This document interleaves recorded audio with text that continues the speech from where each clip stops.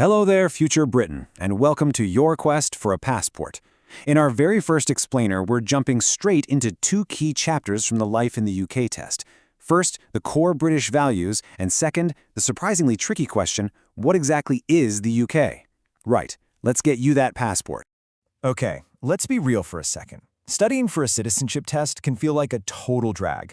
But this series, we're doing it differently. We're going to break it all down, have a bit of a laugh, and make sure you're actually ready for what's coming. So, let's dive right in. First up, the fundamental values of British life. You can think of these as the unwritten rules of the game. The core ideas that kind of hold everything together. And look, these aren't just polite suggestions. The official handbook says that British society is founded on these principles. So it's not just about queuing properly and apologizing to a chair you've bumped into. This is the actual bedrock of how society is supposed to work. First up, we've got democracy. This basically means that the people of the UK get to choose their government. It all happens through free and fair elections, where you get a say in how the country's run by voting for people to represent you. Simple as that.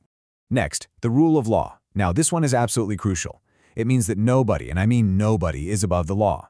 It applies equally to everyone, whether you're the Prime Minister in Downing Street or, well, you and me. We're all playing by the same rulebook. Okay, next up is individual liberty.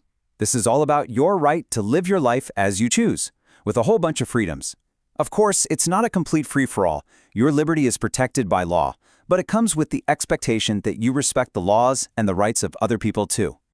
And finally, we have tolerance of those with different faiths and beliefs. The UK is a place with so many different religions and points of view, and this principle just means that everyone is expected to have mutual respect for each other, even if they completely disagree on things.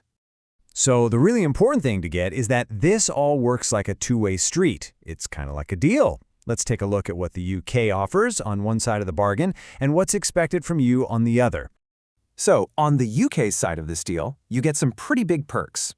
We're talking about things like freedom of belief and religion, freedom of speech, being protected from unfair discrimination, and the right to a fair trial. It's basically a promise of fairness and liberty. And what about your side of the deal? Well, you're expected to respect and obey the law, treat other people with fairness, and I love this one, look after yourself and your family.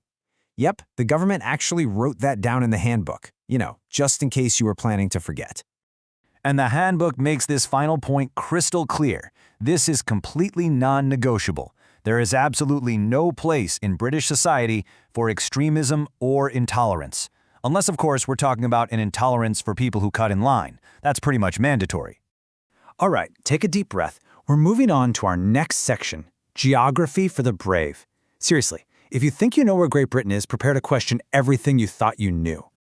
And here it is, the classic pub quiz question that trips everyone up.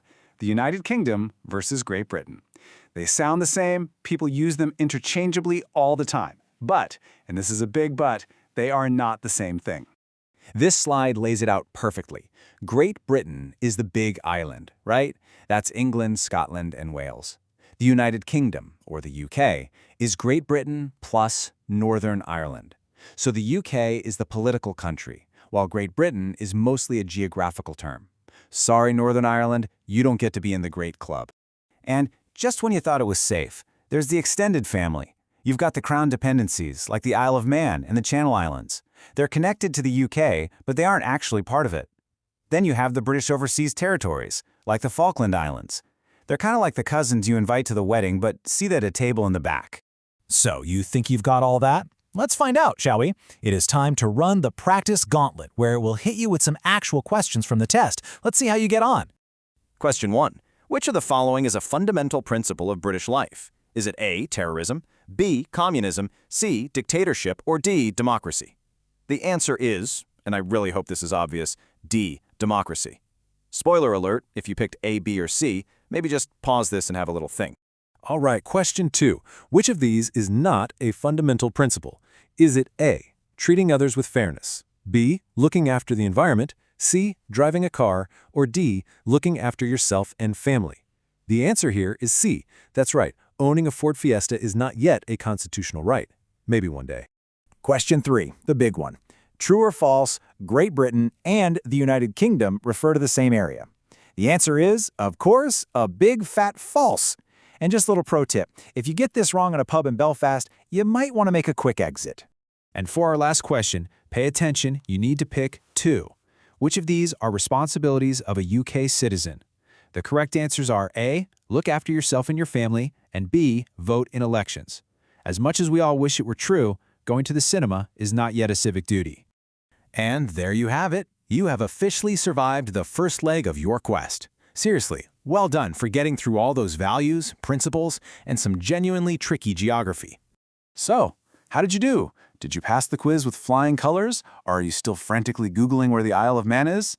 Hey, no worries. It's in the Irish Sea, by the way. You're welcome. Make sure you join us in the next Explainer, where we are tackling British history.